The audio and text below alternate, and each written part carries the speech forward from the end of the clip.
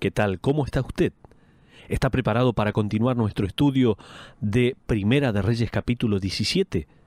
Estamos viendo la vida de Elías. Lo primero que vimos era Elías en público, cuando él mencionó la palabra de Dios e inmediatamente hubo reacción de aquel pueblo de Israel. Pero seguimos viendo después Elías en privado. Mostramos esa tarea silenciosa y marcamos algunas verdades que se habían olvidado. Primero, tendemos a olvidar que Dios está interesado en hacer algo en nosotros, como lo está interesado en hacer a través de nosotros. Y en segundo lugar, habíamos visto de que Dios está tan interesado en desarrollar nuestra fe como Él lo está en demostrar su poder. ¡Qué maravilloso! Decíamos, terminando el estudio anterior, y dejábamos una pregunta en el aire. ¿Por qué Dios había llevado a Elías a la soledad?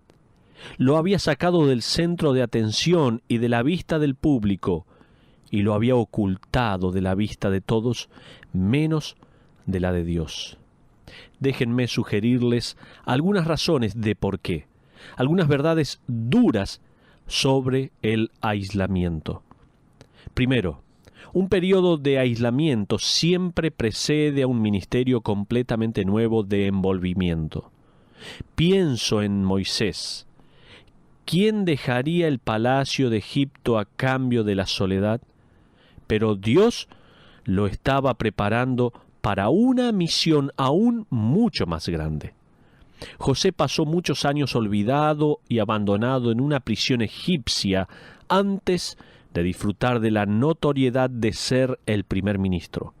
Pablo, luego de su conversión, fue cegado por Dios en Arabia por 3 años, mientras Dios lo preparó para ser el misionero más grande que haya existido.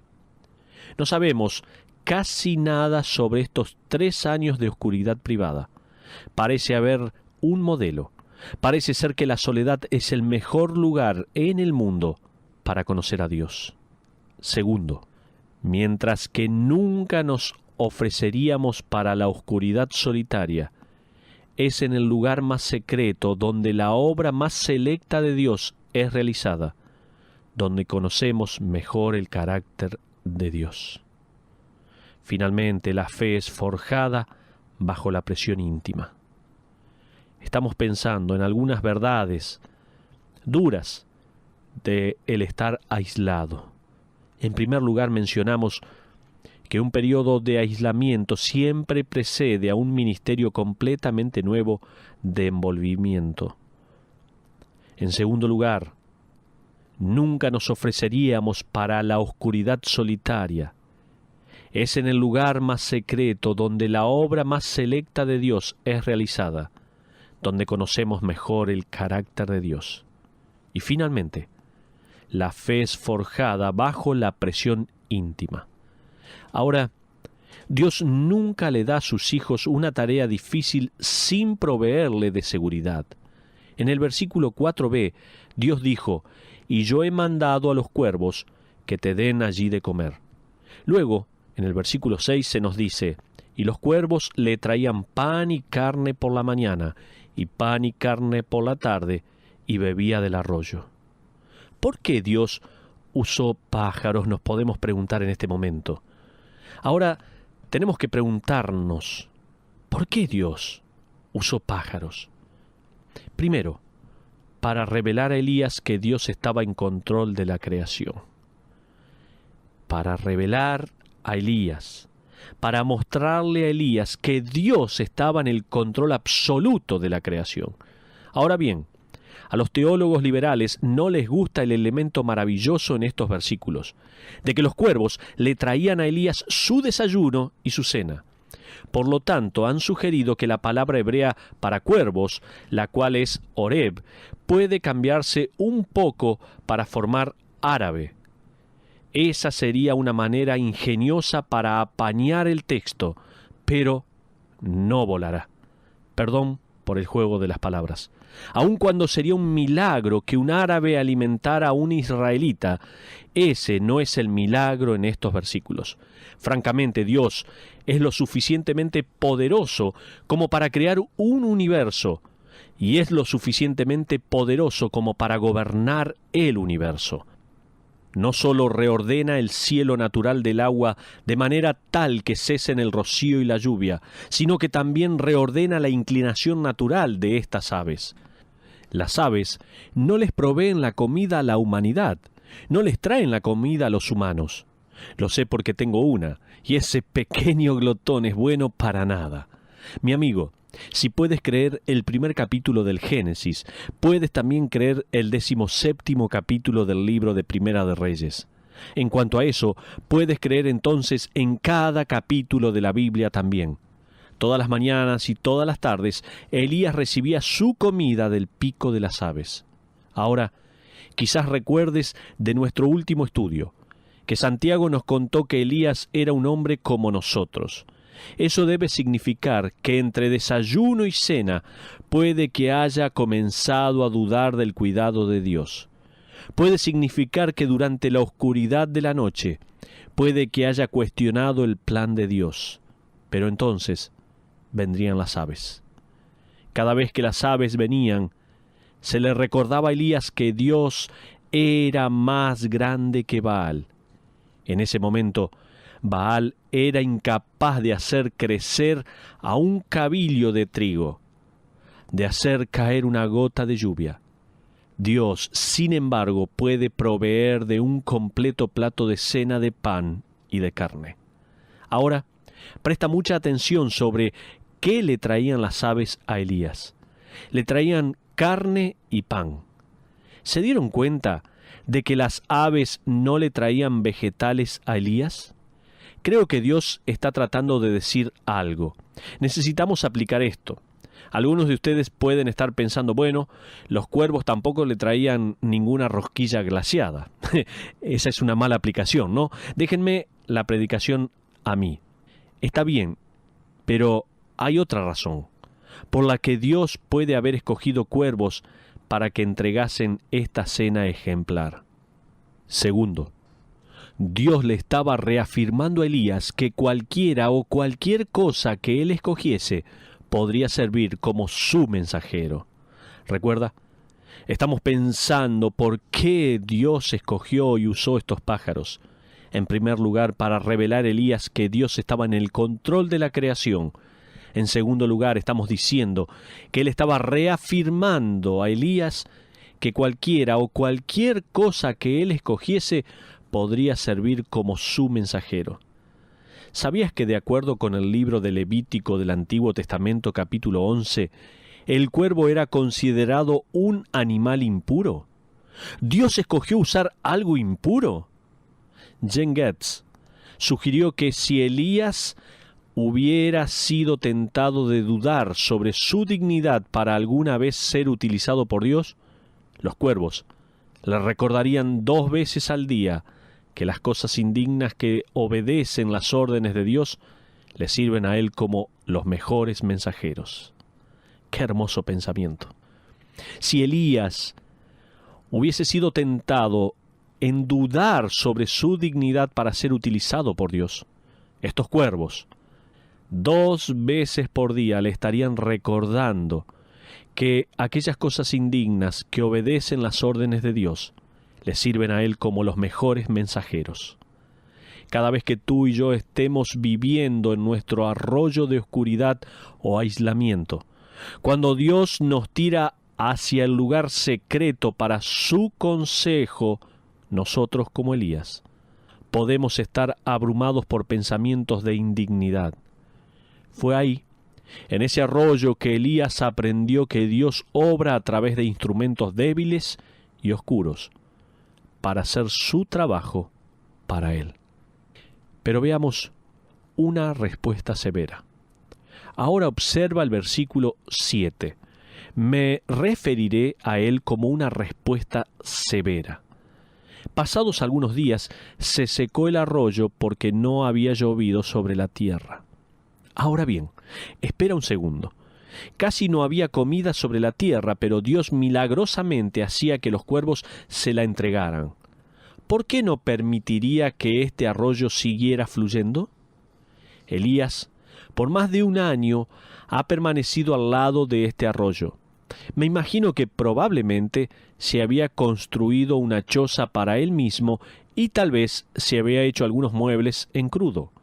Está acostumbrado a estar puertas afuera. Dios había preparado su cuerpo para esto, pero ahora Él quiere prepararle su alma.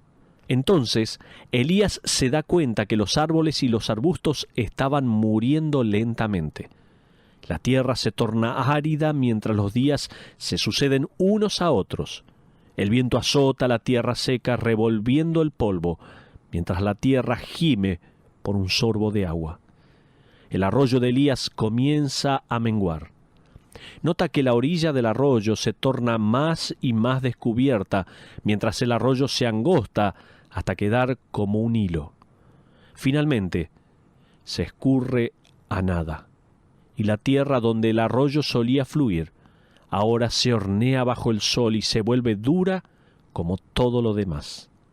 El desierto para Elías ha sido un lugar de aislamiento y preparación. Ahora se convierte en un lugar de desolación. Necesitas entender que Elías estaba experimentando la respuesta a su propia oración, y era una respuesta severa. El sufrimiento podría convertirse en parte del proceso de Dios en la preparación de Elías para la tarea. Te puedes preguntar, y puedes haber escuchado a personas preguntar, ¿cómo es posible que estés en el centro de la voluntad de Dios y experimentes un arroyo seco? Déjame darte algunas verdades profundas a dónde nos lleva la desolación o la adversidad. Primero, la desolación o la adversidad nos capacita para entender al mundo herido que estamos tratando de alcanzar. Puedo sugerirte que el aislamiento identificó a Elías con el poder de Dios. La desolación permitió a Elías identificarse con el dolor de la nación. El tiempo de silencio y de la preparación refrescante al lado del arroyo permitiría que Elías se identificase con la suficiencia de Dios. El tiempo de desolación que ahora impactaba personalmente a Elías lo ayudaría para identificarse con el sufrimiento de la nación. Pablo escribió en 2 Corintios capítulo 1 versículo 4b, para que podamos también nosotros consolar a los que están en cualquier tribulación, por medio de la consolación con que nosotros somos consolados por Dios. No existe nada más fuera de tono en la orquesta de la Iglesia de Dios que un creyente que corre hacia las personas heridas, los palmea en la espalda y dice, «Vamos, acaba de una vez con ello. ¿Qué tipo de testimonio eres con esas lágrimas?» No hay nada peor que un cristiano hipócrita exhortando a otra persona que recién acaba de perder el trabajo, o un hijo, o su pareja, y que dice, escucha, todas las cosas ayudan para bien. ¿No te dan ganas de golpearlos? Dios está tan interesado en tus penas como lo está en tus logros. Él toma nota por igual tanto de tus lágrimas como de tus sonrisas.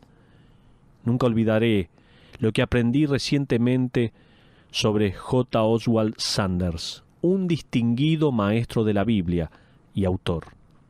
Recién había entregado lo que él consideró ser un mensaje apremiante. Estaba dejando el edificio donde había hablado cuando escuchó una conversación entre 2 señoras mayores. Una preguntó, «¿Qué piensas del mensaje del señor Sanders?» «Oh, estuvo muy bien», contestó la otra, «pero lo hará mejor después de que sufra un poco».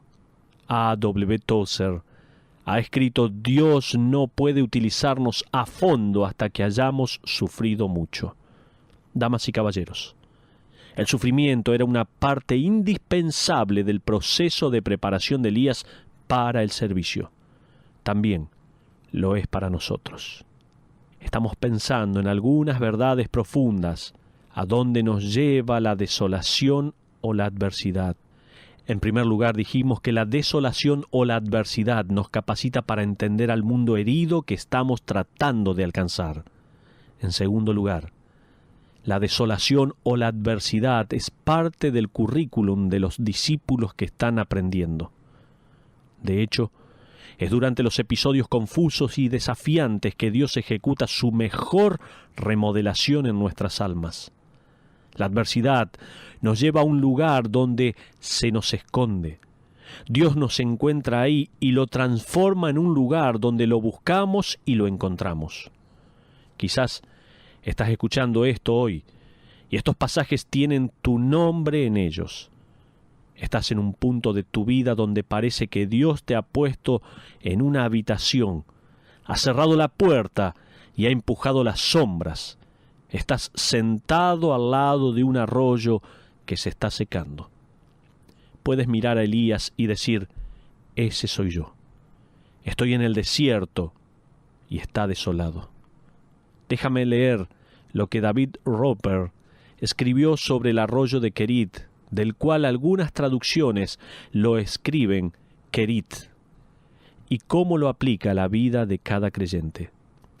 Kerit es sinónimo de ser pasado por alto, no comprendido, criticado y acusado. Es ser derrotado mientras otros toman nuestro lugar. El Kerit es la muerte de nuestros sueños. Es esperar en un aislamiento solitario con la esperanza sometida, sin prometer unidad y sin un final visible a la espera. Kerit es oscuridad. Es el deber melancólico que nadie ve o aplaude. Es la tarea monótona y tediosa, un poco aburrida, un poco desabrida. Es ser desconocido, no ser famoso, es pasar desapercibido y no ser importante. Kerit nos alivia de la necesidad de la alabanza vacía de los hombres y nos satisface con el bien hecho solo de Dios. Kerit es aprender a ser, sin amor, belleza, dinero, matrimonio o salud. Es ser despojado de los amigos, padre, madre, hermano, dinero, reputación. Es ser separado de todas las pasiones, con excepción de la pasión por Dios. Kerit es ir sin sentimientos, es aprender perseverancia, no una mera resignación, sino una fuerte obediencia a un rumbo que sabemos que es el correcto a pesar de cómo nos sintamos. Kerit nos torna sedientos de Dios, lentamente, firmemente. Dios nos despoja de todos nuestros deseos, dejándonos sin nada más que el deseo por Él solo. Hasta que digamos como el poeta de Israel, ¿a quién tengo yo en los cielos sino a ti? Y aparte de ti, no deseo nada en la tierra. Querido hermano, puedo sugerir que tú y yo nos volvamos deseosos para jugar a la versión de Dios de las escondidas. El juego para conservarnos. Si nosotros como Elías obedecemos al mandato de ir al Kerit y le dejamos las respuestas a Él, entonces ese lugar de escondite se convertirá en un lugar de santidad. Ese lugar desolado se convertirá en un lugar de adoración, de instrucción y de intimidad con el único que entiende. Recuerda, Él es el que experimentó el Getsemaní, donde en agonía su sudor se transformó en gotas de sangre. Si existe alguien que entienda la sequía del arroyo, Él lo hace. Como dice Hebreos capítulo 5, versículo 8, y aunque era hijo, por lo que padeció, aprendió la obediencia. Nuestro Señor tiene una forma con Elías y contigo de cambiar la desolación en restauración, la soledad en aprendizaje, el aislamiento en preparación, por algo nuevo que está justo adelante. Un creyente común escribió su experiencia en el arroyo seco en un poema anónimo. Hasta hoy nadie sabe quién fue. Tal vez sea mejor de esa manera. Así puedes poner tu firma al final. Las palabras del poema son: le pedí a Dios fuerzas para poder alcanzar el éxito. Fui hecho débil para aprender a obedecer humildemente. Le pedí a Dios salud para poder hacer grandes cosas. Se me dio enfermedad para poder hacer cosas mejores. Le pedí riquezas para poder ser feliz. Se me dio pobreza para poder ser sabio. Le pedí poder para poder tener la alabanza de los hombres. Se me dio debilidad para poder sentir la necesidad de Dios. Le pedí por todas las cosas para poder disfrutar de la vida. Se me dio vida para poder disfrutar de las cosas que valen. No tuve nada de lo que pedí, pero todo lo que necesitaba. Soy más rico, bendecido. El escritor del himno le puso música de una maravillosa manera cuando escribió: «Hazlo a tu manera, Señor, hazlo a tu manera. Tú eres el alfarero, yo soy la arcilla. Moldéame y hazme según tu voluntad, mientras espero rendido y tranquilo». Ahí, en nuestros arroyos, Señor, esperamos rendidos y tranquilos. Te agradecemos por lo que estás llevando a cabo. Te agradecemos por lo que estás preparando. Y aún ahora, te agradecemos por lo que estás haciendo en nosotros. Esperamos el día cuando nuevamente harás algo a través de nosotros. Oremos. Bendito Dios, qué hermosa reflexión estamos teniendo a través de este ejemplo de Elías allí en el arroyo de Querit. Señor, sigue obrando en cada una de nuestras vidas. Tú sabes cómo hacerlo. Tú eres el Dios creador, potente y que conoce lo más íntimo de nuestro corazón. Sigue moldeándonos para tu gloria y tu honra. Te lo pedimos en el nombre de Jesús. Amén.